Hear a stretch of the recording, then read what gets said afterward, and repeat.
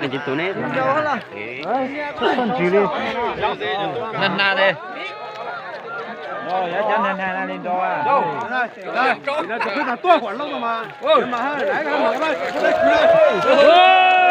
tăng cá gì đó để anh check in吃哪个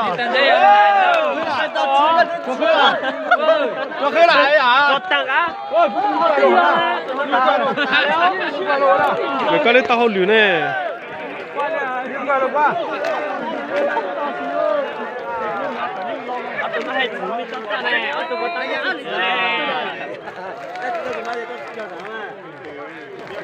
哎，找大到，终于找了，这一次找上了，哟，你抓下过。别叫了，哎，你飞机要的了，好啦，你妈，你老一煮拿的，你妈，你老。真平面嘞，你等他拿的都听着了，这咋了？是那个你等他拿了，我这打翻了，这个，我被翻了，被翻了，这个。都在底下抬，啥不就我翻啊？有那是绝对要吃了，吃了，多少米抬？好多地方行动上了。到打来吧，一直断打嘎吧。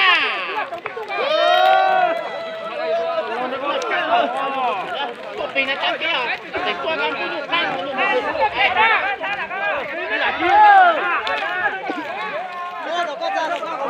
？mấy cái tiền nhau từ má sẽ nhiều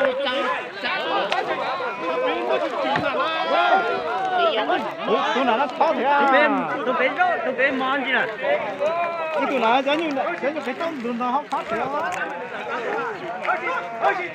à này nó trâu tí chứ mà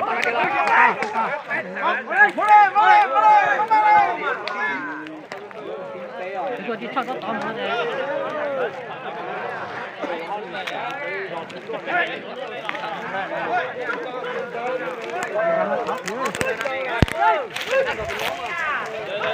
đó xem cái đó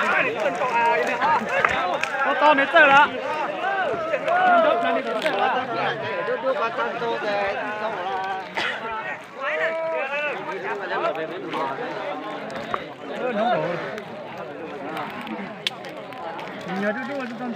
nông cỏ nữa thực tế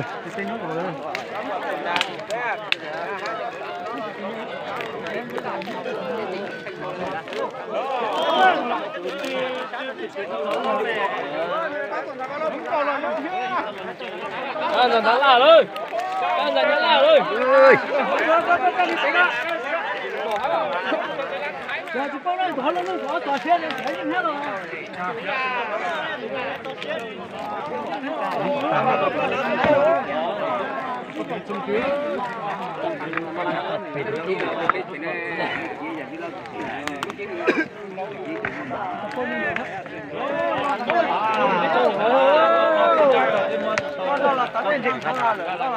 tao à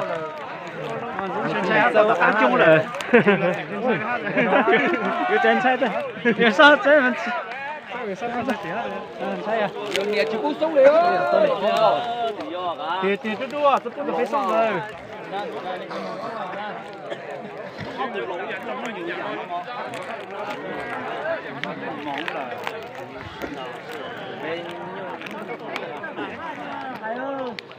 你爱吃做啥你就慢慢啦。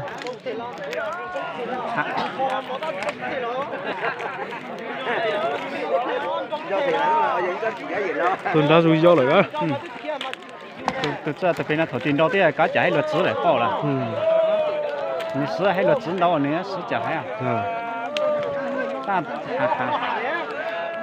hay lâu thì có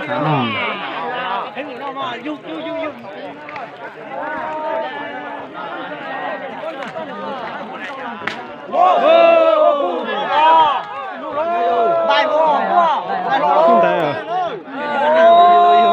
tay lo luôn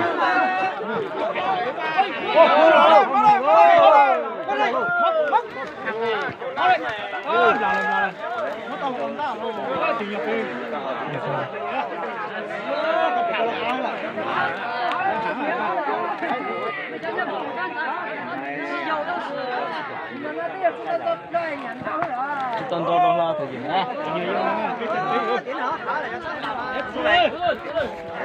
đã sử dụng cái gì à? Đi ra. Đó, phát chủ đây. Đang gặp nó mà thay như.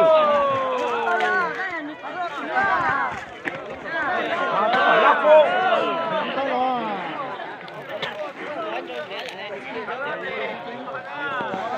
Tao thua ta ya. Chúng mà thật rồi.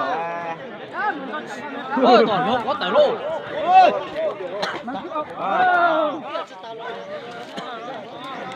Ôi dồi. Chống này.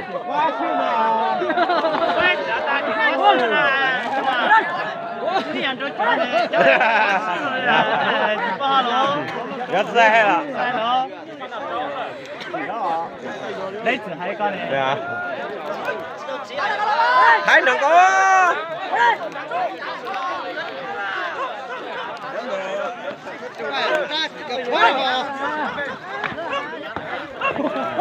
Ôi đi con ạ. Ôi đi con. Ôi đi con đi con. Nó sang này. Đi con. Nó có thể.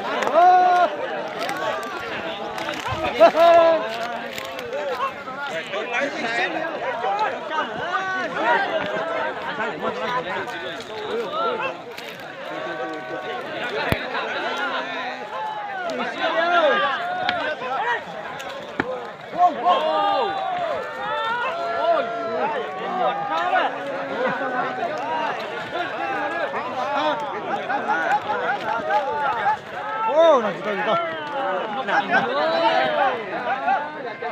Anh nhầm luôn khi tôi tới nó cho dữ.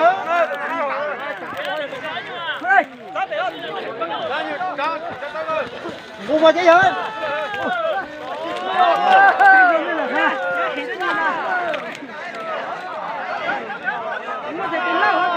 Na thấy rồi, thực tế na thấy rồi. Thực tế na là chính đó, thực tế có số à.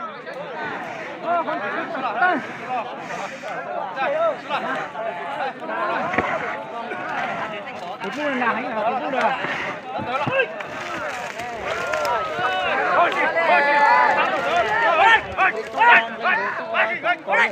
Rồi, cái bị xéo hành mà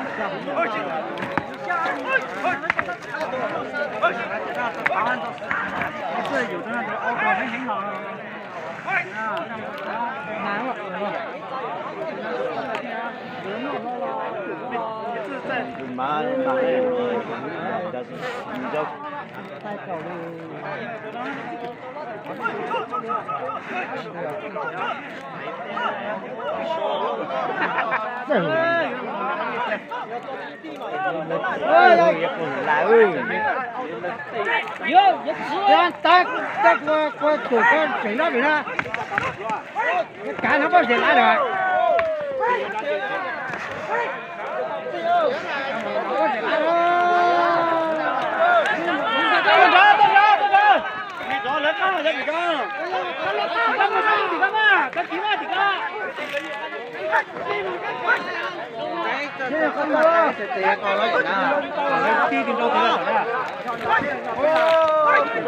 rồi một chút tiền luôn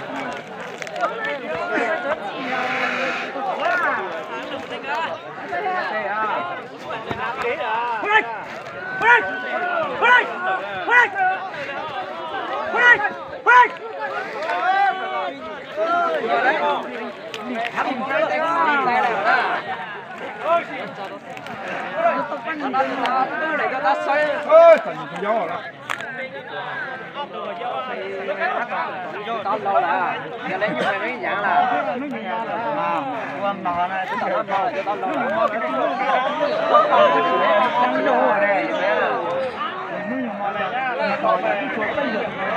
cho nó khó à nó cho thực tế vô à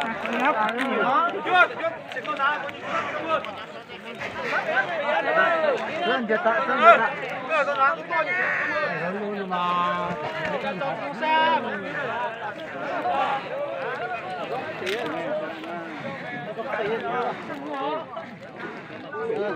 cái đồ phải toàn đồ ai vậy tăng nó mà Itu yang tokan tunan tolan à. Anh nhìn món đó. nó ta xoay rồi nó Mau đi. thôi mắc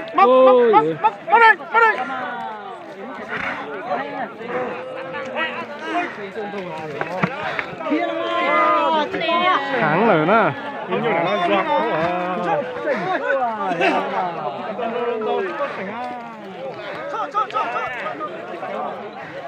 Come on, but chạy rồi cái ní.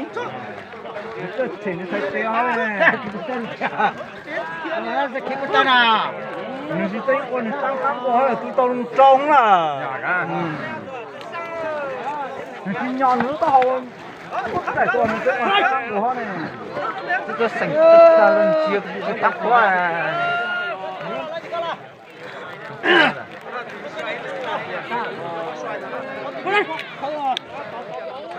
Dạ.